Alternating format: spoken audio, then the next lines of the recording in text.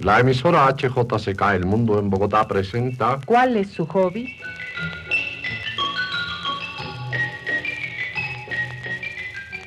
Un programa que se puede escuchar los días lunes a las 8:30 de la noche.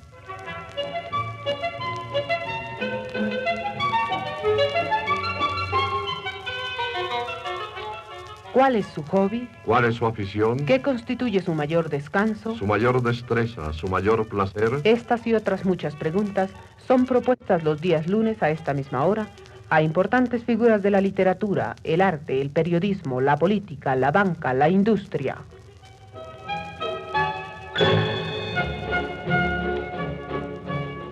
¿Cuál es su hobby? Un programa nuevo y distinto que revela el aspecto más humano y menos conocido de los personajes más destacados del país.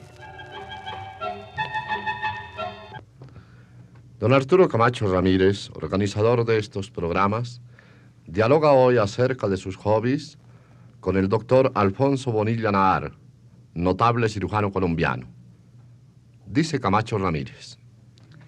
Dentro de la ciencia médica colombiana, especialmente en el campo de la cirugía, el doctor Alfonso Bonilla Nahar, a despecho de su espléndida juventud, ocupa un señaladísimo vértice no solamente en su difícil especialidad, sino también dentro del vasto y adyacente campo de la literatura científica y de la cátedra universitaria.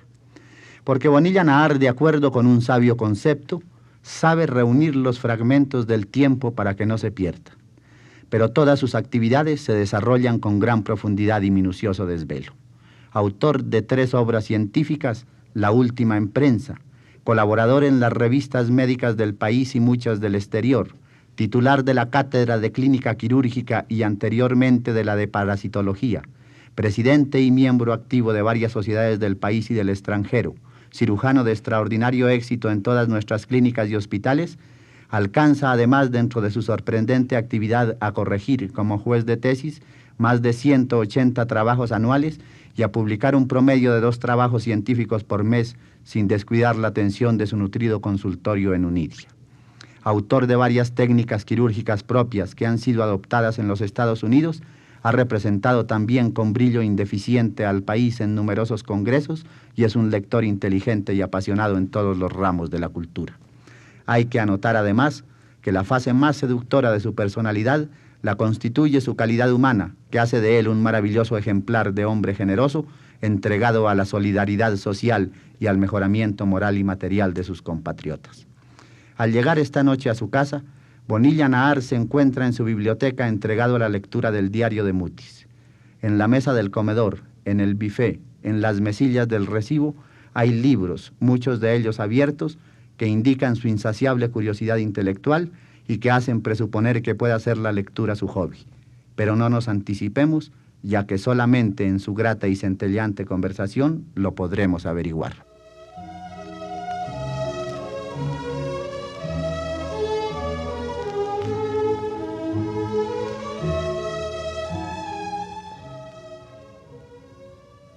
Da la impresión, mi querido Alfonso, de que no se podría mover usted sin tropezar con sus libros. Tiene usted razón. Mi biblioteca es como una orquesta sinfónica en la cual todos los libros deben estar alerta al mandato de mi batuta que pudiera parecer caprichosa. No pueden estar desatentos y como pronto lo sabrá, los más viejos son los más solicitados y, ¿por qué no?, los más queridos. ¿Y por qué tantos libros abiertos? Veo acá Historia, Cirugía de Volpó, Sinué el Egipcio, Más allá del bien y del mal, la obra de Guevara sobre el maestro del Libertador, las cesáreas en España, raíces griegas y latinas, y ese tomo de la Enciclopedia Británica. ¿Será tal vez su hobby la lectura? De Dimné aprendí el modelo de cómo debemos leer siempre, movidos por una intensa curiosidad, a lo cual agregaría siempre a tono con nuestro estado de ánimo, y como usted sabe, es cambiante como el camaleón. En Gladstone, el primer ministro de la reina Victoria, he encontrado con gratísima sorpresa que tenía en su despacho 4 escritorios, para sus labores de literato, para su correspondencia, sus asuntos políticos y un último para sus quehaceres particulares. Según él, la variedad contribuiría no solo a facilitar sus labores, sino a abreviarlas. Mejor dicho, para aclararle, no creo en los lectores de tarea, de aquellos que sin tomar respiración se leen 10 o más volúmenes, los episodios nacionales de Pérez Galdós o a don Honorato de Balzac, como quien se zambulle en busca de una perla. A medida que pasan los segundos, en ellos días interminables, ven cada vez más borrosas las imágenes y el zumbar de los oídos los vuelve cada vez más sordos. Estos días, por ejemplo, no me parecen propicios para sentir en toda su plenitud esa extraña dimensión en que se adentra el espíritu al leer a Santa Teresa. Si lo hacemos, es para olvidarnos de los momentos aciagos que vive la humanidad. Capítulos de la vida de Cristo los leo todos los años, y para vivirlos en toda su intensidad, espero la atmósfera propicia de la Semana Santa. Así, cuando me encuentro triste, leo, aunque le sorprenda, algo triste, pues creo que lo alegre, lo humorístico chocaría con ese mi estado de ánimo. No hay que perder, sino aprovechar esos momentos que son de templanza. No olvidemos que el presidio ha inspirado a grandes autores, comenzando por Cervantes. Si Walter Raleigh, quien arrojó su capa al suelo para que pasara su reina, Voltaire, Oscar Wilde y hasta el mismo Hitler. Además, un ejemplo reciente de palpitante actualidad. Claro que no llego al extremo de creer que para escribir un buen libro se necesite cometer premeditadamente una falta que nos lleva al presidio. Pero debo contestar su pregunta. Leer en sí no es mi hobby. ¿Y cómo ha hecho usted ese milagro para que el tiempo en tantas y variadas actividades le alcance y le sobre? El éxito descansa, si usted cree que lo hay, en 3 pilares. Disciplina, que me ha permitido trabajar en mi clientela 3 días a la semana y leer medicina, dedicarme a mi hobby, soñar los otros 3. No haber tenido nunca chanfainas y una gran afectividad al servicio de un programa con meta definida que me prefabrico cada 5 años, en los cuales la condición sine qua non es poderlo rociar con toda clase de actividades espirituales, como quien complementa una buena comida con una copa de brandy fundador, alejadas o no de mi profesión, pero nunca subalternas. De nuevo, amigo Camacho Ramírez, Dimnet y un autor español que ahora no recuerdo y pronto le diré, vuelve a ser mi guía. Los individuos demasiado ocupados no rara vez sorprenden con su cultura, es que en tales vidas no hay lugar para actividades subalternas. Y, sí, ya lo recuerdo, Letamendi, que lo oigan bien mis colegas superespecializados, dijo, el médico que no sabe más que medicina, tenga por cierto que ni medicina sabe. Indudable. La medicina, creo, es el estudio de la propia vida. Y de manera, mi querido Alfonso, que se organiza usted sus planes quinquenales. Usted siempre suspicaz, Arturo. No. Entonces, según lo expuesto, a usted le sobra tiempo para su hobby aún inconfesado, como un escape necesariamente limitado. ¿Proyecta usted algún ramo de su profesión en terrenos más espirituales? ¿O no es este su concepto del hobby? Respecto a hobbies, desde que escuché algunos de sus programas, intenté formarme un concepto que en un principio me pareció muy sencillo, al ver que entre los interrogados no había una uniformidad de criterio. No me dirigí al diccionario porque como un principio, y de acuerdo con César Uribe Piedrahíta, no me satisfacen las definiciones. Eso de limitar en forma rígida las actividades humanas se me hace temerario. Se puede circunscribir con el marco de la ventana o en el fragmento de un espejo un pedacito de cielo. El hobby, mi estimado Arturo, no se puede definir ni se puede escoger. Él define al hombre y se da el gusto de seleccionar sus víctimas. Como vamos a verlo, soy tan exigente en el concepto de hobby que me anticipo en llamar impuro, no ideal, inspirándome seria restricción mental, como dijera López de Mesa, los hobbies contagiados. No cabe duda que el diamante con carbón es diamante, pero le faltan muchos siglos para llegar al grado de pureza que lo avalora. Es un problema de quilates, mi querido Arturo. De manera que usted, recordando la parasitología, ha hecho una sistematización a fondo del hobby. ¿No sería demasiado elevarlo a una categoría científica? Ni más ni menos. Un hombre de valor sin hobby, mejor. Un hobby sin su nombre no es aceptable.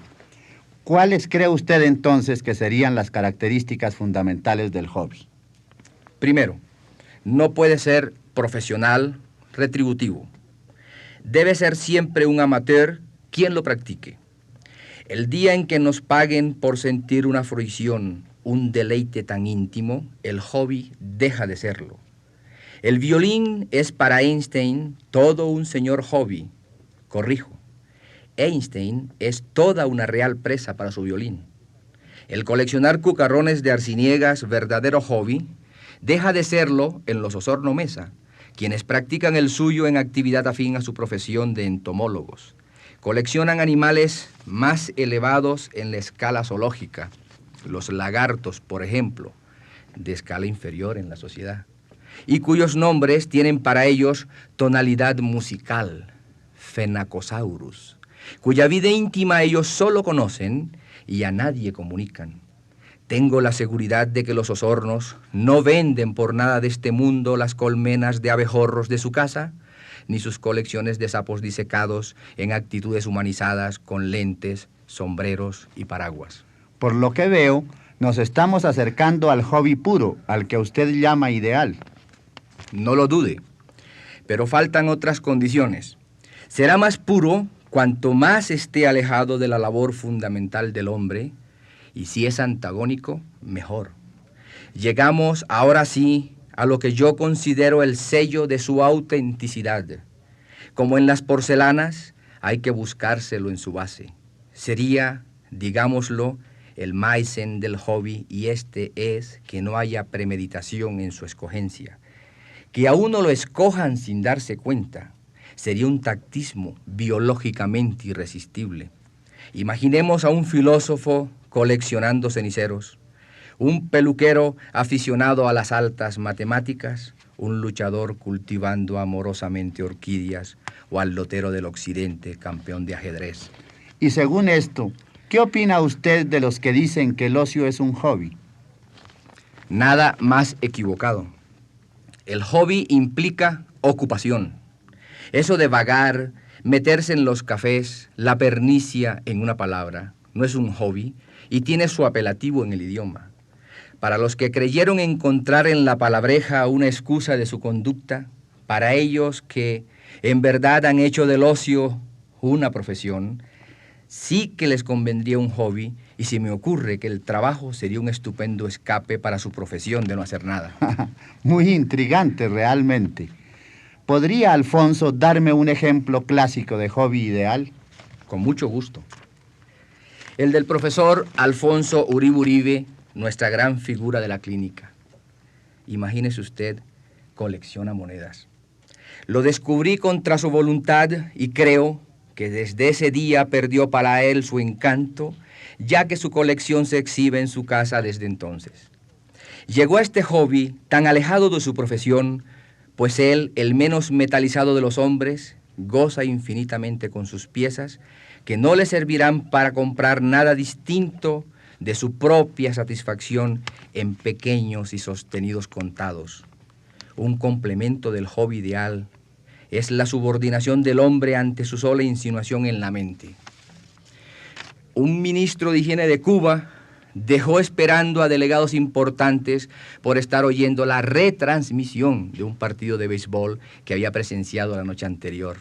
Además, nunca el goce físico debe ocupar un plano primordial en el hobby.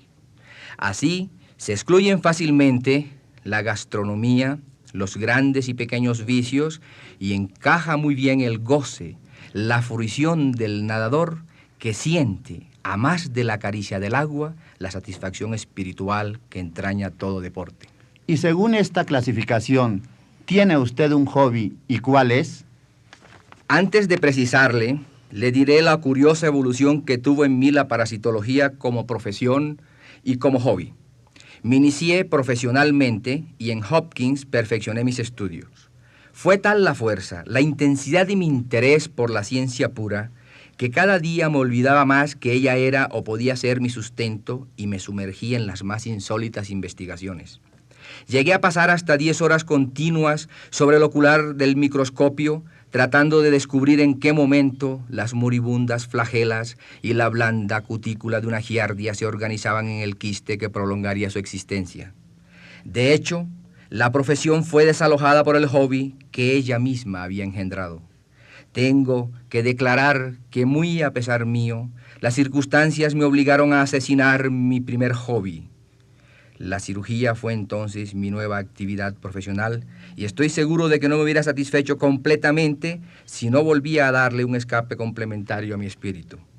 Llegó entonces a mí, invadiéndome, la historia de la medicina y en particular de la cirugía.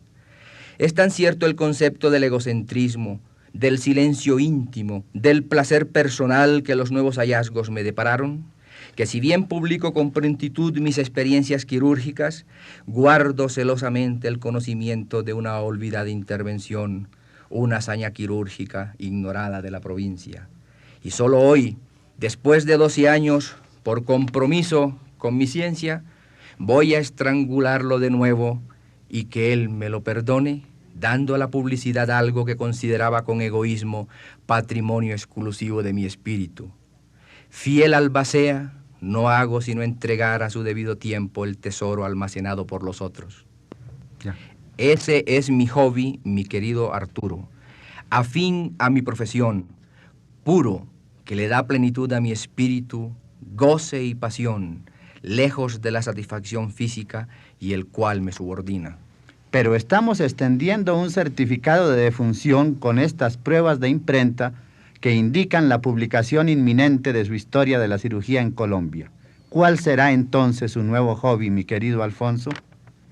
Con el certificado de defunción, mi buen amigo, no se entierran los afectos. Por el contrario, se acendran y es en ese momento, tal vez único, en que el arrepentimiento tiene su más alta expiación. Excúseme entonces que como el viudo no acepte por el momento ni pueda decirle cuándo me volveré a casar. Mil gracias, mi querido Bonilla Nahar. Respetemos entonces este duelo tan fecundo, ya que de él ha nacido su espléndida historia de la cirugía en Colombia.